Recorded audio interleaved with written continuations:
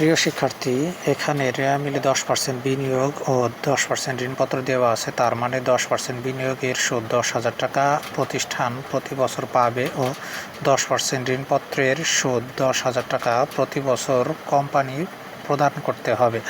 আবার রেয়া মিলে বিনিয়োগের সুদ 2,000 টাকা ও ঋণপত্রের সুদ 2,000 টাকা দেওয়া আছে।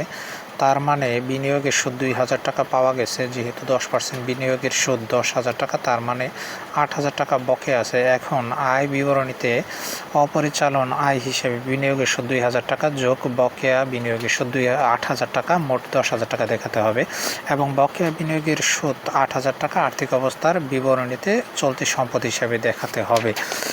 এবং ঋণের সুদ আয় বিবরণীতে অপরিচালন ব্যয় হিসাবে দেখাতে হবে 2,000 টাকা, এবং যে বকেয়া 8,000 টাকা আছে তা যোগ দিয়ে দেখাতে হবে মোট 10,000 টাকা। ও বকেয়া ঋণের সুদ আর্থিক অবস্থার বিবরণীতে